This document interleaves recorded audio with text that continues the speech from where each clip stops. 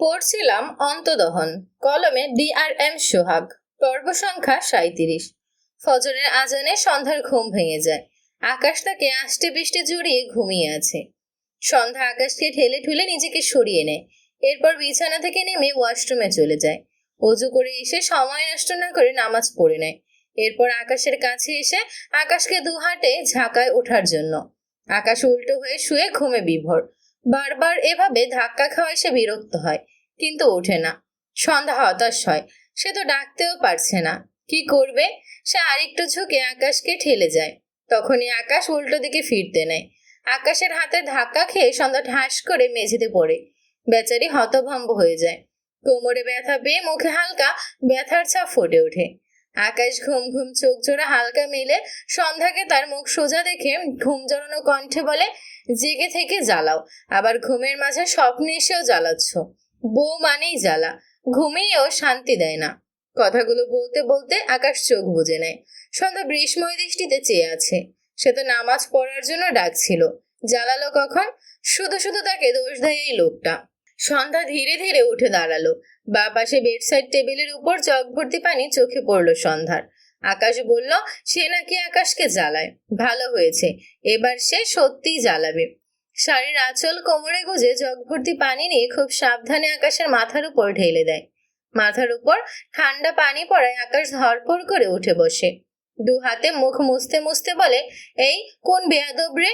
আকাশ মুখ মুছে সামনে তাকালে সন্ধ্যাকে দেখে বিস্ময় দৃষ্টিতে তাকায়। সন্ধ্যার ডান হাতে জগ, বা হাত কোমরে রেখে আকাশের দিকে চোখ পাকিয়ে তাকিয়ে আছে। আকাশ ছোট ছোট করে তাকায়। মনে পড়লো গতকাল সন্ধ্যা তার সাথেই ছিল, কিন্তু সে একটু আগে ঘুমের ঘোরে সন্ধ্যাকে স্বপ্ন ভেবেছিল। তাই বলে সকাল সকাল এভাবে পানি ঢেলে কেউ ডাকে? কোথায় একটা চুমো খাবে, মাথায় হাত বুলাবে, আরো কতভাবে ঘুম ভাঙানো যায়। সব রেখে মাথায় পানি ঢাললো তার বউটা। আকাশ ডান হাতে মাথার চুল ছেড়ে অসহায় কণ্ঠে বলে, পানি ঢাললে কেন বউ? সন্ধ্যা জগ টেবিলের উপর রেখে বিছানার উপর থেকে আকাশের ফোন নিয়ে তাতে কিছু লিখে আকাশের দিকে তাক করে ধরে। আকাশ চোখ বুঝলো। আপনার স্বপ্ন ভেঙে দিয়েছি আর আপনাকে জ্বালিয়েছি। লেখাটি পড়ে আকাশ একটু কেসে উঠল। সে মনে হয় বলে ফেলেছে বউ তাকে জ্বালায়, আর তাই বউটা এভাবে প্রমাণ দিল। কি সাংঘাতিক বউ! আরে এই জ্বালা তো সেই জ্বালা না। এটা তার বউকে কিভাবে বোঝাবে? আকাশ সন্ধ্যার মাথা থেকে কোমর পর্যন্ত দৃষ্টি বোলালো। সন্ধ্যার মাথায় কাপড় নেই, ছাইরে শীতে করে চুলগুলো খোপা করা। কি সুন্দর তার বউ, কিন্তু কেমন চোখ পাকিয়ে তাকিয়ে আছে। দেখতে ভালোই লাগছে। আকাশ গলা ঝেড়ে বলে, তুমি রেগে আছো কেন বউ? সন্ধ্যা ইশারায় দেখালো, আমি আপনাকে নামাজ পড়ার জন্য ডাকতে এসেছিলাম, আর আপনি আমাকে ফেলে দিয়েছেন। আকাশ বুঝলো সন্ধ্যার ইশারা। কি রিয়েকশন দেবে বুঝতে পারছে না। প্রথম দিন সেও বউকে ফেলে দিল, বউও তার মাথায় পানি ঢেলে দিল। তাদের কপালটা একদমই ফাটা।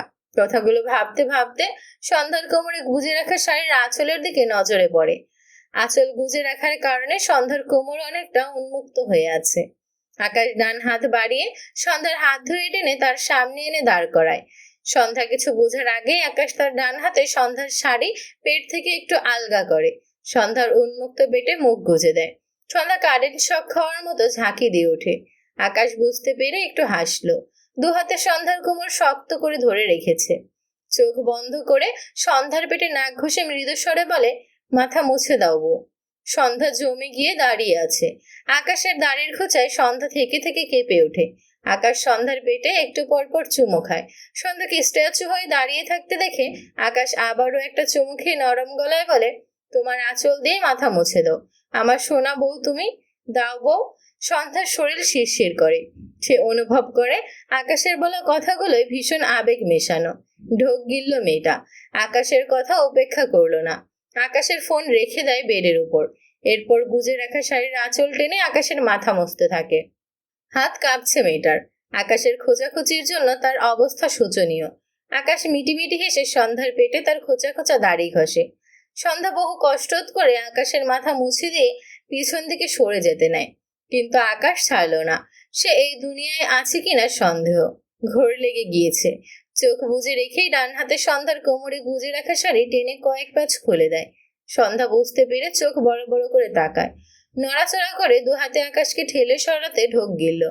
সন্ধ্যার পেটে শব্দ করে একটা চুমু খেয়ে সন্ধ্যাকে ছেড়ে দেয়। সন্ধ্যা দুপা পিছিয়ে যায়। আকাশ মাথা উঁচু করে সন্ধ্যার দিকে তাকালো। সন্ধ্যা লজ্জা পেয়ে দ্রুত শাড়ি টেনে তার পেট ঢেকে নেয়, মাথা নিচু করে দাঁড়ায়। আকাশ সন্ধ্যার অবস্থা বুঝতে পেরে মিটিমিটি হাসে। বেড থেকে পা নামিয়ে বসে বলে, চিন্তা নেই, ধীরে ধীরে এগোবো। আর শাড়ি ছাড়া তোমাকে দেখাও। সন্ধ্যা মাথা উঁচু করে চোখ পাকিয়ে তাকায় আকাশের দিকে। আকাশ হেসে বলে, তুমি রাগ দেখাতে গিয়ে লজ্জা দেখিয়ে ফেলছো, কিন্তু একটু কম কম লাগছে। আর একটু লজ্জা পাও, তাহলে পারফেক্ট লাগবে।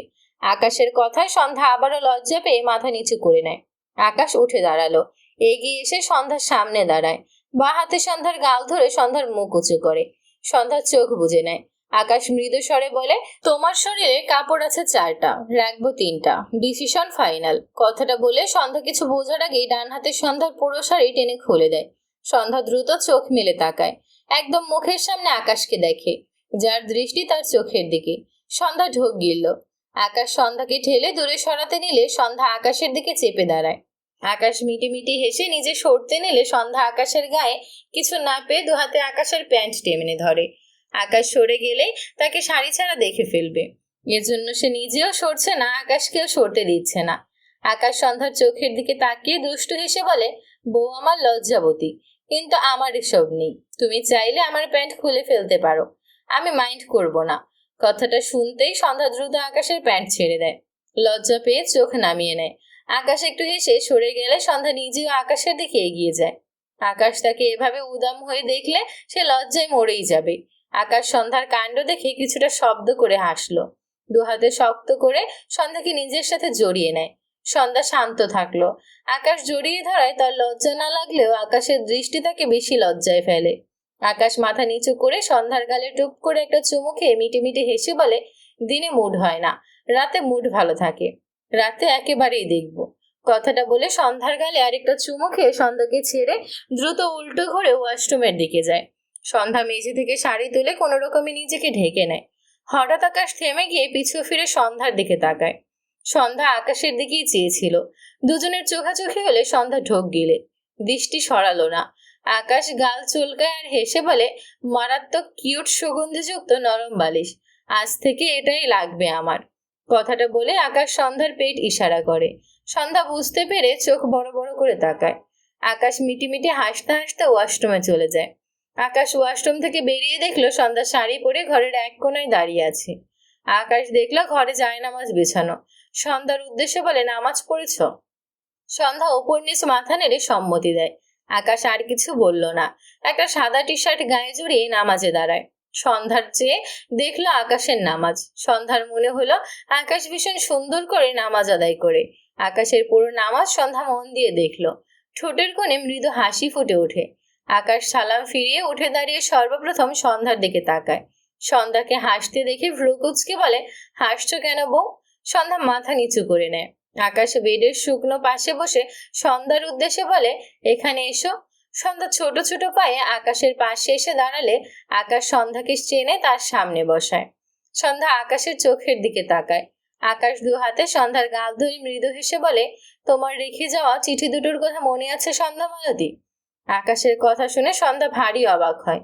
সে সব সময় ভাবতো আকাশ তার চিঠি দুটো পেয়েছিল কিনা, কি ময়লার ঝুড়িতে তার অবস্থান হয়েছিল।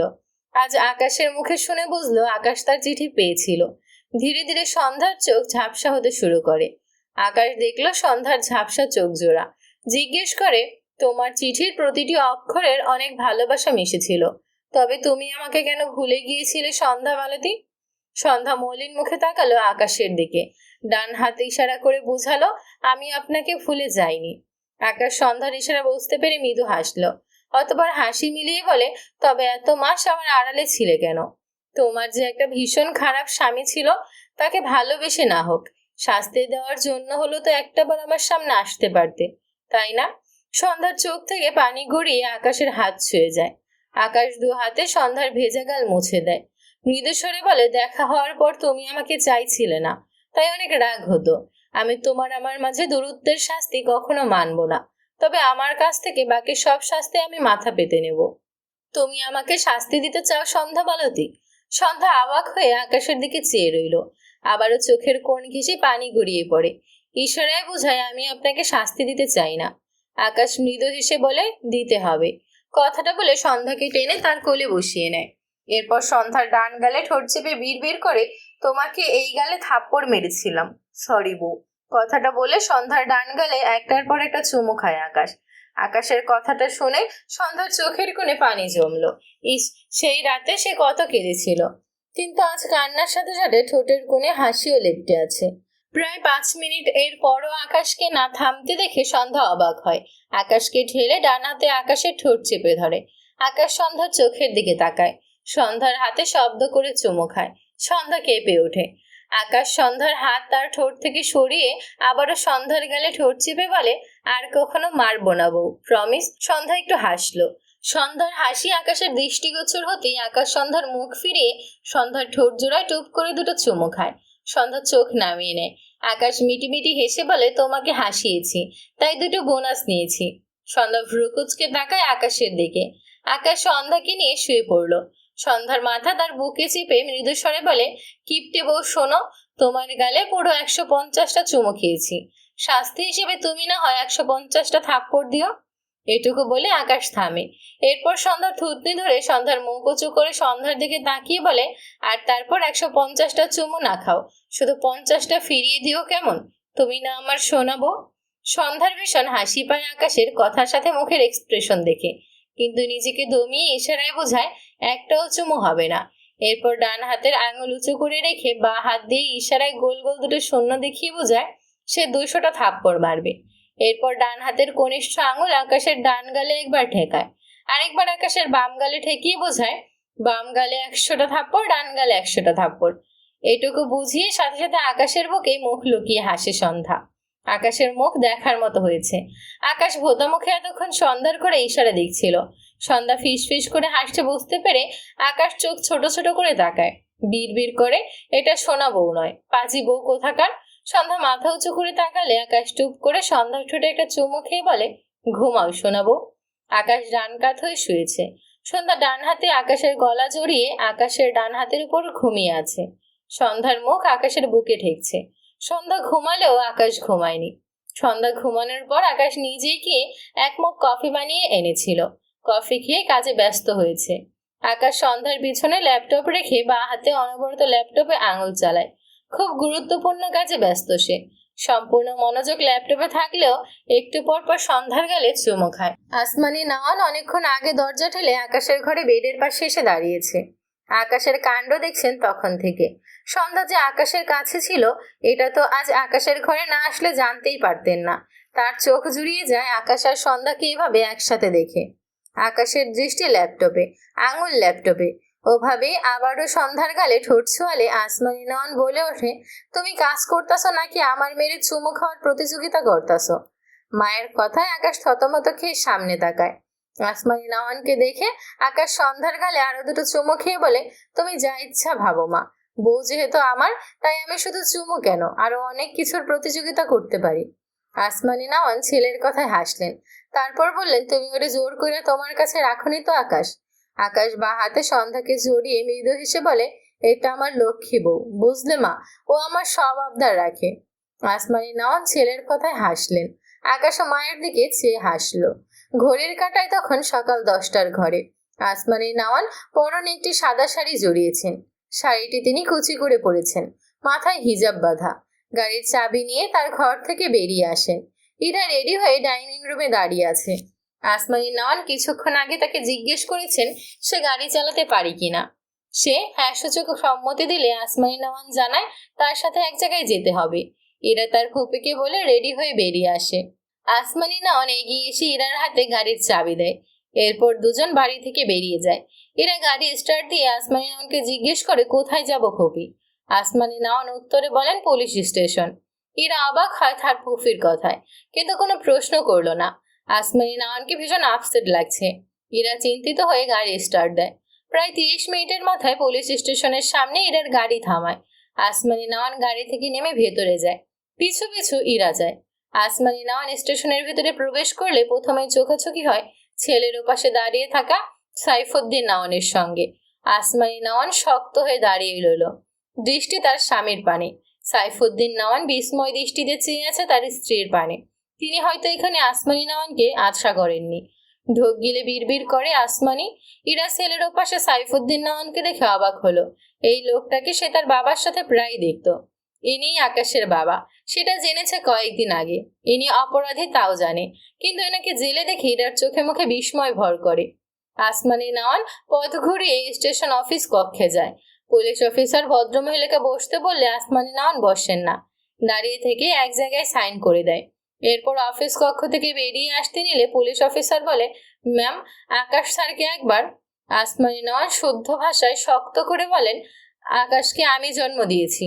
কোনো কাজ করার আগে সে আমার পারমিশন নেবে, আমি না। পুলিশ অফিসার অনুতপ্ত স্বরে বলে, সরি ম্যাম।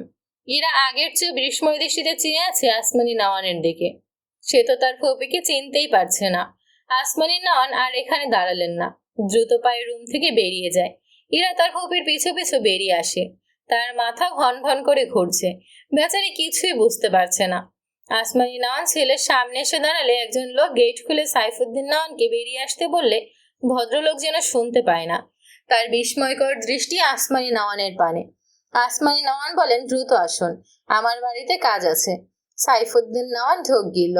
আসমানি তাকে তুমি করে বলতো, আর সে সবসময় আঞ্চলিক ভাষায় কথা বলতো। আসমানির এই দুটো অভ্যাস তার বরাবরই পছন্দের তালিকায় ছিল।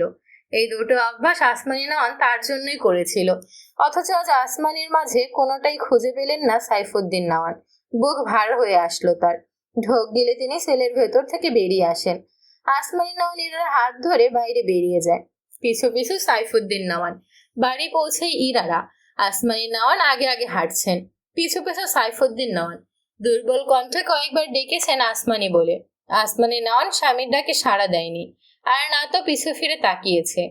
সাইফুদ্দিন নওয়ানের পা চলছে না। তার মনে হচ্ছে সে জেলের চেয়েও বড় জাহান্নামে যাচ্ছে। স্ত্রীর এমন ব্যবহারে সে নিতেই পড়েছে। ভেতরে গেলে তার ছেলের ঘৃণা আবারও কি করে দেখবে সে। আজ শনিবার হওয়ায় সৌম্যর অফিস বন্ধ। সে জানে আসমানি নওয়ান ইরাকে নিয়ে কোথাও যেন গিয়েছে।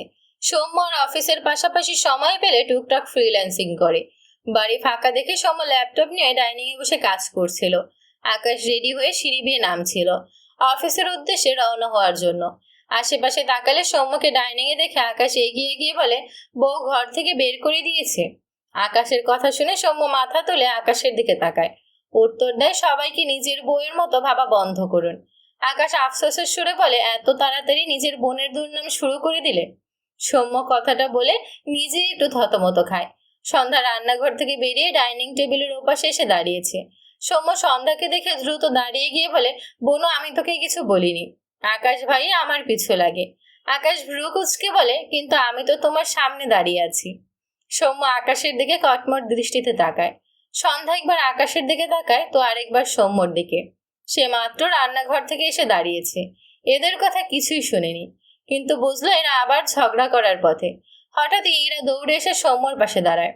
উত্তেজনায় সে আকাশকেও খেয়াল করেনি। হাঁপানো কণ্ঠে বলে, সৌম্য জানিস, আকাশ ভাইয়ার বাবা জেলে ছিল।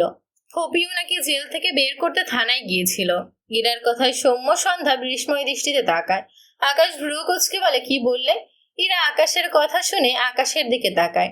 সে কিছু বলার আগে পিছন থেকে আসমানি নওয়ান আকাশের উদ্দেশ্যে বলে, তুমি আমারে না জানাইয়া তোমার বাবারে জেলে পাঠাইছিলা কেন আকাশ? মায়ের কণ্ঠে আকাশ পিছু ফিরে তাকায়। কিছু বলার আগে আসমানি নওয়ানের থেকে একটু দূরে তার বাবাকে দেখে আকাশ অবাক হয়। তার মানে তার মা সত্যিই তার বাবাকে জেল থেকে বের করে এনেছে। আকাশ বিস্ময় কণ্ঠে বলে, মা তুমি কি ভুলে গিয়েছো বাবা ঠিক কি কি করেছে? আসমানি নওয়ান উত্তর দেন না। তাহলে বাবাকে কেন ছাড়িয়ে আনলে? আমি যা বুঝি তুমি তা বুঝো না। আকাশ চোখ বুঝলো। প্রচন্ড রাগ লাগছে তার। সৌম্য ইরার সন্ধ্যা বিস্ময় দৃষ্টিতে চেয়ে আছে। সবকিছু তাদের মাথার উপর দিয়ে না গেলেও আকাশ আর আসমানি নওয়ানের কথোপকথনে তারা একটু কনফিউজড। আকাশ হঠাৎ চিৎকার করে বলে, আমি কোনটা বুঝি না মা? তোমার স্বামী আমার বউকে রেপ করতে লোক পাঠিয়েছিল, সেটা বুঝি না আমি? তোমার স্বামী আমার বউকে আগুনে পুড়িয়ে মারতে চেয়েছিল, সেটা বুঝি না আমি? তোমার স্বামী আমার বউ আর তার ভাইকে মারতে গিয়ে 6-6টা নিরীহ মানুষকে অমানুষের মতো পুড়িয়ে মেরেছে, সেটা বুঝি না আমি? নাকি এগুলো বুঝি বলেই আমাকে অবুঝ বলছো তুমি? আকাশের চিৎকার করে বলা কথাগুলো পুরো বাড়ির দেয়ালে প্রতিধ্বনিত হতে থাকে। আসমানি নওয়ান ঝাপসা চোখে ছেলের পানে চেয়ে রইল। সন্ধ্যার চোখের কোণে জল চিকচিক করছে। দৃষ্টি সাইফুদ্দিন নওয়ানের পানে, যার দৃষ্টি আকাশের পানে। লোকটির চোখ দেখে সন্ধ্যার অবাক লাগে। মনে হয় খারাপ মানুষদের চোখে কি এত মায়া থাকে? সে তো জানে থাকে না। তবে আকাশের বাবা এত মায়া মায়া চোখে একবার আকাশের দিকে তাকায়, একবার তার দিকে তাকায় কেন? সমু ঢোক গিলে। এসব মনে পড়লে তার নিজেকে ভীষণ এলোমেলো লাগে। ইরার চোখের কোণে পানি জমেছে।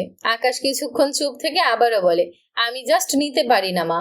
আমার বাবার নির্দেশে আমার সন্ধ্যা মালতীর জীবন ধ্বংস হতে যাচ্ছিল। কোনো সুস্থ ছেলে এসব মানতে পারবে বলো তো? তোমার স্বামী আমার বাবাকে আমার থেকে কেড়ে নিয়েছে। যে আমি দিনে 100 বার বাবা বাবা বলে মুখে ফেনা তুলে ফেলতাম, সেই আমি এখন বাবা শব্দটা ভুলতে বসেছি। আমি আমি আকাশের কণ্ঠ রোধ হয়ে আসে। চোখ দুটো লাল হয়ে গিয়েছে। সকালে বিস্ময় দৃষ্টিতে চেয়ে আছে। আকাশ ঢোক গিলল। নিজেকে সামলে তার বাবার দিকে চেয়ে ভাঙা গলায় বলে, এখন আমাকে কেউ মায়ের পাশে থাকতে বলে ব্যবসার কাজে বিদেশ যায় না। এখন আমাকে মাকে রেখে নিজেকেই সব জায়গায় ছুটে বেড়াতে হয়। বাবা আর বলে না আমি সব ঠিক করে দেব, চিন্তা নেই। শুনেছিলাম পেয়ে হারানোর কষ্ট নাকি অনেক বেশি। কথাটা চরম সত্য। এটা প্রমাণ পেয়েছি বাবাকে হারিয়ে। আমি ছোট থেকে বাবার স্নেহে বড় হয়েছি, বাবার আদরে বড় হয়েছি। এমনকি 1 বছর আগেও বাবা সুযোগ পেলে আমার মাথায় হাত বুলিয়েছেন, অথচ আজ সে নেই, কোথাও নেই সে। এটুকু বলে আকাশ থামে। চোখের কোণে পানি জমেছে, গলা বেঁধে আসছে। আকাশ এগিয়ে গিয়ে তার বাবার সামনে দাঁড়িয়ে ভাঙা গলায় বলে, তুমি জানো আমার বাবা আমাকে সবসময় সৎ থাকতে বলেছে, ভালো মানুষ হতে বলেছে। আমার সব এলোমেলো কাজগুলো নিয়ে দিন শেষে তার কাছে গেলে সে বলতো আমি সব ঠিক করে দেব। এইটুকু বলে আকাশ দুপা পিছিয়ে গিয়ে আবারও চিৎকার করে বলে, সে সব ঠিক করার কথা বলে, আমার সব এলোমেলো করে দিয়েছে, আমার প্রিয় মানুষদের কেড়ে নিয়েছে। ভাগ্যের জোরে সন্ধ্যামালো থেকে পেয়ে গিয়েছি, কিন্তু আমার বাবা। আকাশ আবারও সাইফুদ্দিন নওয়ানের সামনে গিয়ে ভদ্রলোকের পাঞ্জাবির কলার ধরে ভাঙা গলায় বলে, বলো আমার বাবা কোথায়? সে ভালো মানুষ ছিল, কোথায় হারিয়ে গিয়েছে সে বলো? সাইফুদ্দিন নওয়ানের চোখ থেকে টুপ টুপ করে পানি গড়িয়ে পড়ে। ছেলের অসহায়তা তার ভেতরটা ছিঁড়ে ফেলছে। তার পাপ তাকে বেছে বেছে সবচেয়ে ভয়ানক শাস্তিটাই দিয়েছে। আকাশ তার বাবার পাঞ্জাবির কলার ছেড়ে দেয়। করুণ কণ্ঠে বলে, বিশ্বাস করো বাবা, তোমার সাথে খারাপ ব্যবহার করতে আমার ভীষণ কষ্ট হয়। তুমি আমাকে এতটা কষ্ট না দিলেও পারতে। এটুকু বলতে গিয়ে আকাশের ডান চোখ থেকে 1 ফোঁটা নোনা জল চোখ ফেটে বেরিয়ে আসে। আকাশ ঢোক গিলে আবারও বলে, তুমি তো আমাকে ভালোবাসো, মাকে ভালোবাসো। যারা ভালোবাসতে পারে তারা অন্যদের ভালোবাসার মানুষকে কিভাবে মেরে ফেলে? আমি বিশ্বাসই করতে পারি না আমার বাবা এরকম কিছু করতে পারে। কিন্তু আমার বিশ্বাসে কি আসে যায়? তুমি মানুষটা খুনি, একটা নয় দুটো নয়, পুরো 6 জন নির্দোষ নিরপরাধ মানুষের খুনি। এই সত্যটা কখনো বদলাবে না। কথাগুলো বলে চোখ বুজে নেয় আকাশ। কষ্ট হচ্ছে তার। সন্ধ্যার সময়রা সকলে অবাক হয়ে আকাশের দিকে চেয়ে আছে। সন্ধ্যার চোখ থেকে টুপ টুপ করে পানি গড়িয়ে পড়ে। আকাশ এত কষ্ট পুষে কেন? তার যে আকাশের কষ্টে ভীষণ কষ্ট হয়। একটু পর আকাশ চোখ মেলে মায়ের দিকে তাকিয়ে বলে, আমি আর এই বাড়িতে থাকতে পারবো না, আমাকে ক্ষমা করো মা। আসমানি নওয়ানের চোখ মুখ লাল। শাড়ির আঁচলে একটু পর পর চোখ মুছে ভদ্র মহিলা। আকাশের কথায় নিজেকে সামলে ভারী সাথে দৃঢ় গলায় বলেন, একটা কথা জেনে রাখো আব্বা, শত্রুদের কখনো মেরে ফেলতে নেই, তাদের দুর্বল জায়গায় খুঁজে বের করে সেখানে খুব নিখুঁতভাবে আঘাত হানতে হয়। তবেই তাদের শাস্তি দিয়ে তুমি তৃপ্তি পাবে। মৃত্যু দিলে তো তারা মুক্তি পেয়ে যায়। সাইফুদ্দিন নওয়ান মৃত্যুর আগ পর্যন্ত তার সবচেয়ে প্রিয় স্ত্রী সন্তান আসমানি আর আকাশের এতটা ভৎসনা পাবে যে সে নিজে আত্মহত্যা করতে চাইবে। এটা আমার প্রতিজ্ঞা। কথাগুলো বলে তিনি থামেন। আসমানি নওয়ানের শক্ত কথাগুলো শুনে সকলে বিস্মিত নয়নে তাকায়। সাইফুদ্দিন নওয়ান স্তব্ধ চোখে স্ত্রীর পানে চেয়ে রইল। তার যে এখনই আর বাঁচতে ইচ্ছে করে না। আসমানি নওয়ান এখানে আর দাঁড়ালেন না, একবারও স্বামীর পানে তাকালেন না। বড় বড় পা ফেলে তার ঘরের দিকে যায়। সন্ধ্যার পাশ দিয়ে যাওয়ার সময় মাথাটা একটু ঘুরলে সন্ধ্যার বাহু ধরে দাঁড়ায়। সন্ধ্যা দ্রুত আসমানি নওয়ানকে ধরতে নিলে তিনি মৃদু স্বরে বলেন, আমি ঠিক আছি মা। এরপর তার ঘরে চলে যায়। চোখের কোণ ঘেঁষে কয়েক ফোঁটা পানি গাল বেয়ে গড়িয়েছে। সন্ধ্যা বেশ কিছুক্ষণ সাইফুদ্দিন নওয়ানের দিকে চেয়ে রইল। 2 হাতে চোখ জোড়া মুছে নেয়। এরপর এগিয়ে এসে আকাশের সামনে দাঁড়ায়। আকাশ তার ভেজা চোখ জোড়া নিয়ে সন্ধ্যার দিকে তাকালো না। সন্ধ্যার সামনে থেকে সরে যেতে নিলে সন্ধ্যার ডান হাতে আকাশের পাঞ্জাবির কলার টেনে তার দিকে আনে। আকাশ বেখেয়ালে থাকায় সন্ধ্যার উপর পড়তে পড়তে নিজেকে সামলে নেয়। অবাক হয়ে তাকায় সন্ধ্যার দিকে। সন্ধ্যা বা হাতে ইশারায় বোঝায় আমার কথা শুনুন। আকাশ নীরবে চেয়ে রইল সন্ধ্যার পানে। সন্ধ্যা আকাশের হাত ধরে ডাইনিং এর মাঝখানে গিয়ে দাঁড়ায়। এরপর আকাশের হাত ছেড়ে আকাশের থেকে একটু দূরে গিয়ে দাঁড়ায়। দু হাত নাড়িয়ে খুব সুন্দর করে ইশারায় বোঝাতে শুরু করে, কখনো ভালোবাসা সর্বশ্রেষ্ঠ সুমিষ্ট মধুর, যার স্বাদ অমৃতকেও হার মানায়। আবার কখনো ভালোবাসা সবচেয়ে ভয়ঙ্কর বিষ, যা আমাদের জীবন্ত লাশ বানিয়ে দিতে সক্ষম। কেউ ভালোবাসা নামক বিষে প্রভাবিত হয় নিজের পাপের কারণে, যেমন আপনার বাবা তার কৃতকর্মের শাস্তি হিসেবে ভালোবাসা নামক বিষ পান করে আসছে গত 1 বছর যাবত। আবার কেউ ভালোবাসা নামক ভয়ঙ্কর বিষে প্রভাবিত হয় কপালের দোষে, যেমন সৌম্য ভাইয়া, ইরা আপু, খালাম্মা, আপনি আর আমি। এরপর সন্ধ্যা শান্ত হয়ে দাঁড়ায়। একটু পর আকাশের দিকে চেয়ে আবারও বোঝায়, কেউ অনুতপ্ত হলে তাকে ক্ষমা করে দিতে হয়। আমার মনে হয় পাপকারী যদি অনুতপ্ত হয়, তবে সেই অনুতপ্তকারীকে ক্ষমা না করাটাও একটা অপরাধ। এরপর সন্ধ্যা আকাশের বাবাকে ইশারা করে বোঝায়, আপনার বাবার দিকে একবার তাকিয়ে দেখুন, উনি অনুতপ্ত। উনি বেঁচে থেকেও প্রতিনিয়ত অগ্নিশিখায় জ্বলছে। আপনি আর আপনার মা ওনাকে ক্ষমা করুন। আমি আর আমার সৌম্য ভাইয়া ওনার উপর কোনো অভিযোগ নেই।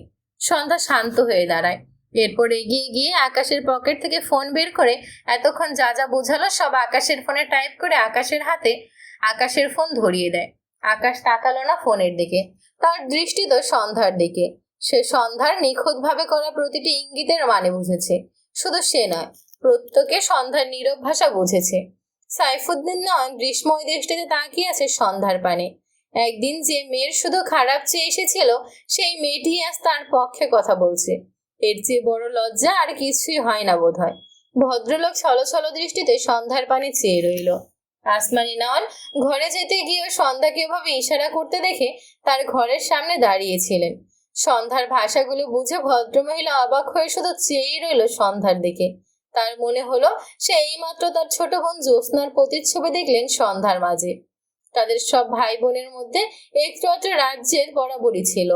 তার মধ্যে বড় ভাইয়ের যেমন জেদ ছিল সবচেয়ে বেশি, তেমনি তাদের ছোট বোন জ্যোৎস্না ছিল মাটির মানুষ। আসমানি নয়নের মনে আছে, জ্যোৎস্না ছোটবেলায় যখন খেলতে গিয়ে কারো মার খেয়ে এসে কাঁদত, আসমানি নয়ন ভীষণ রেগে যেত। জ্যোৎস্নাকে টেনে সেখানে নিয়ে গিয়ে সেই মেয়েকে দেখিয়ে দিতে বলতো। জ্যোৎস্না মেয়েটিকে দেখিয়ে দিলে আসমানি মেয়েটির দিকে যেতে নিলে জ্যোৎস্না আসমানির হাত টেনে বলতো, বড় আপা, ওকে কিছু বলো না, ওর দিকে তাকিয়ে দেখো, ও আমাকে মেরে অনুতপ্ত। আর কেউ অনুতপ্ত হলে তাকে ক্ষমা করা উচিত। অনুতপ্তকারীকে ক্ষমা না করতে পারাটাও একটা অপরাধ। ছোট বোনের বলা কথাটা আসমানি নয়নের কানে বাজে, আর সন্ধ্যার ইশারা করার দৃশ্য চোখে ভাসছে। ইরা সৌম্যর হাত ধরে অবাক হয়ে বলে, সন্ধ্যা অনেক অদ্ভুত। সৌম্য সন্ধ্যার দিকে চেয়ে আছে। সৌম্য অনুতপ্তকারীকে ক্ষমা করতে জানে, কিন্তু তার মা আর সন্ধ্যা যেন মানুষকে ক্ষমা করার অজুহাত খোঁজে। তার মনে আছে, তার বাবা আরেকটি বিয়ে করে আনার পর তার মা তার বাবাকে কিচ্ছু বলেনি, শুধু একা বসে কাঁদতো। সে কখনো তার মাকে কারোর সাথে উঁচু গলায় কথা বলতে শোনেনি। তার মা 7 দিন সতীনের সংসার করেছিল, অথচ মা তার সৎমাকে নিয়ে সৎমায়ের আড়ালেও একটা কটু কথা বলেনি। কথাগুলো ভেবে সৌম্য দীর্ঘশ্বাস ফেলল। তার বোনের বৈশিষ্ট্য একদম তার মায়ের মতো। সে সন্ধ্যাকে কয়েক মাস যতই শিখিয়ে পড়িয়ে দিল, নরম মাটি মানুষ পড়ায় বেশি। এর মেয়াদ যে সন্ধ্যার মাঝে খুব অল্প সময়ের জন্য ছিল, এটা সৌম্য আজকে বুঝলো। মানুষ ট্রেনিং নিলে তা 2 দিন পর ঠিকই ভুলে যায়, আর সময়ের সাথে সাথে তার ভেতরে গাঁথা বৈশিষ্ট্য আবার উপচে বেরিয়ে আসে, যে সন্ধ্যার মাঝে সৌম্য স্পষ্ট দেখলো। সৌম্য দীর্ঘশ্বাস ফেলে বলে, বোনকে আল্লাহ মায়ের ফটোকপি বানিয়ে পাঠিয়েছে। ওর চেহারা, গায়ের রং, হাঁটা, চালচলন, এমনকি ওর মাঝে বিদ্যমান প্রতিটি বৈশিষ্ট্য হবো মায়ের মতন। ইরা সৌম্যর কথাগুলো শুনলো, কিছু বলল না। তার দৃষ্টি সন্ধ্যার পানে। আকাশ এক ধ্যানে সন্ধ্যার দিকে চেয়ে আছে, সন্ধ্যার দৃষ্টি আকাশের দিকে। সকালে বলা আকাশের কথাগুলোর মাঝে একটি কথা মনে পড়ল ভীষণ। তুমি আমাকে কেন ভুলে গিয়েছিলে সন্ধ্যা মালতী? কথাটা ভেবে সন্ধ্যা ঢোক গিলল। এগিয়ে এসে আকাশের হাত থেকে ফোন নিতে চাইলে আকাশ সন্ধ্যার দিকে চেয়ে মৃদু স্বরে বলে, আমি তোমার ইশারায় দেখানো প্রতিটি নীরব শব্দ পড়তে পারি সন্ধ্যা মালতী। আকাশের কথা শুনে সন্ধ্যা বিস্মিত হয়। তাকে এভাবে কেউ কখনো বলেনি। মেয়েটি ছলছল দৃষ্টিতে তাকায় আকাশের দিকে। আকাশ ডান হাতে ঝাপসা চোখ জোড়া তোলে ইশারায় বোঝায়, যেদিন থেকে জেনেছি আপনি আমার স্বামী, সেদিন থেকেই আপনি আমার মন মানুষ হয়ে গিয়েছেন। বিশ্বাস করুন, এতগুলো মাস জুড়ে আমি শুধু আপনাকেই ভেবেছি। এক সেকেন্ডের জন্য ভুলিনি আপনাকে। আপনার আমার দূরত্ব আমাকে বুঝিয়েছিল আমি ভালোবাসা নামক বিষ পান করেছি, যে বিষে মৃত্যু হয় না, প্রতিনিয়ত শুধু মরণ যন্ত্রণা হয়। প্রতি রাতে বিছানায় ঘুমোতে গিয়ে মনে হতো আমি আগুনের চিতায় জ্বলছি। ভীষণ যন্ত্রণা হতো। মনে হতো এই বুঝি মৃত্যু দরজায় কড়া নাড়ছে। অপেক্ষা করতাম, কিন্তু মৃত্যুর ফেরেস্তা আর আসতো না। সন্ধ্যা চুপ হয়ে দাঁড়ায়, দলা পাকিয়ে কান্না পাচ্ছে তার, চোখে জল টলমল করছে। আকাশ বিস্ময় দৃষ্টিতে তাকায় সন্ধ্যার পানে। বুকের বাঁ পাশে চিনচিন ব্যথা করছে। সন্ধ্যা ঝাপসা চোখে আকাশের দিকে চেয়ে আবারও ইশারা করে।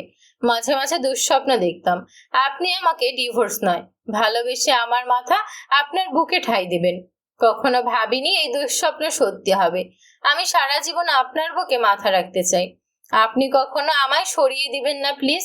এরপর সন্ধ্যা থামে, আর একটু আকাশের দিকে এগিয়ে এসে দাঁড়ায়। আশেপাশে প্রত্যেকের বিস্ময় দৃষ্টি। নিজের লজ্জা সংকোচ উপেক্ষা করে সন্ধ্যা হঠাৎই তার কপাল আকাশের বুকের বাঁ পাশে ঠেকিয়ে দেয়। বা হাত উঁচিয়ে আকাশের ডান বুকে আলতো করে রাখে। ডান হাতে আকাশের পেটের কাছে পাঞ্জাবি মুঠো করে ধরে। মেয়েটার এতক্ষণের জমানো অস্ত্র চোখের কোণ ঘেঁষে টুপটুপ করে গড়িয়ে পড়ে। আকাশ স্তব্ধ হয়ে যায়।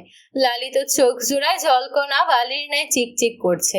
তার সন্ধ্যা মালতে দুঃখ মিশ্রিত অনুভূতি একদিকে যেমন তার হৃদয় ঠান্ডা করে দিয়েছে, অন্যদিকে তেমন প্রতিনিয়ত তার বুকের বাঁ পাশে চিনচিনে ব্যথা ক্রমশ বাড়িয়ে দিচ্ছে।